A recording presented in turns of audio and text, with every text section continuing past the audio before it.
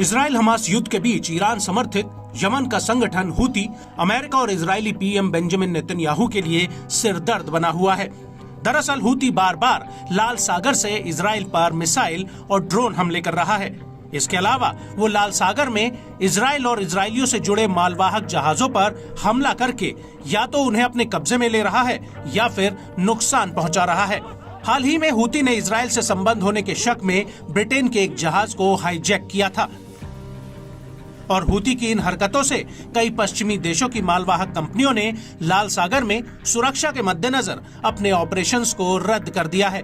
लेकिन अब ऐसा लगता है कि हूती को सबक सिखाने के लिए अमेरिका ने कमर कस ली है। जी हां, अमेरिकी रक्षा मंत्री लॉयड ऑस्टिन इजराइल के दौरे पर आए थे, जहां पर उन्होंने बहुउद्देशीय एक सैन्य फोर्स के गठन का ऐलान कर दिया है जो लाल सागर में हूती से लड़ेगा। इस फोर्स में 10 देशों की सेनाएं शामिल होंगी, जिसमें Bahrain, Canada, France, Italy, UK और अन्य देश शामिल होंगे। आपको बता दें कि पिछले हफ्ते अमेरिका और यूके ने लाल सागर में हूती के 15 ड्रोन हमलों को बेअसर किया है और 18 दिसंबर 2023 को हूती ने दावा किया था कि उसने नॉर्वे के स्वान अटलांटिक और एमएससी क्लारा पर ड्रोन हमला किया था। हालांकि दोनों जहाजों की कंपनियों ने कहा है कि उनका इजराइल से कोई संबंध नहीं है। ये जहाज सिंगापुर की कंपनी द्वारा चलाए जाते हैं। वहीं दूसरी तरफ अमेरिका के इस बयान पर हूती के प्रवक्ता मोहम्मद अल बुखैती ने कहा कि वो लाल सागर में अमेरिका की अगुवाई वाले गठबंधन से लड़ेंगे। आपको बता दें कि इस सैन्य गठबंधन में बहरीन के बाद मिस्र और जॉर्डन जैसे देश भी शामिल हो सकते हैं।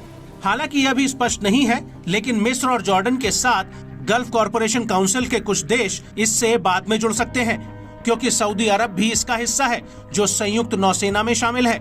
लेकिन मिस्र और जॉर्डन के लिए इस गठबंधन में शामिल होना आसान नहीं है, क्योंकि ये दोनों ही देश गाजा हमले को लेकर इजराइल की आलोचना करते आए हैं।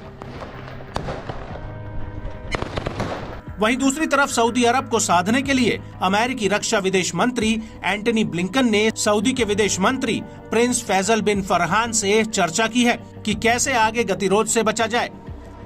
हालांकि मिस्र, जॉर्डन और अन्य अरब देशों के लाल सागर में मालवाहक जहाजों की सुरक्षा से लेकर गहरे हित जुड़े हुए हैं और ये देश भी लाल सागर में जहाजों की सुरक्षा सुनिश्चित करना चाहते हैं। लेकिन इस सब के बीच ये समझना भी जरूरी है कि हूती को ईरान का पूरा समर्थन है और यमन के इस संगठन पर अगर अमेरिका इन 10 देशों के साथ मिलकर हमला करता है तो ईरान के इस युद्ध में कूदने की पूरी संभावना है। और अगर ईरान इस जंग में आता है तो जो सागर सिर्फ नाम से ही लाल है, उसे लाल होने से कोई नहीं रोक सकता।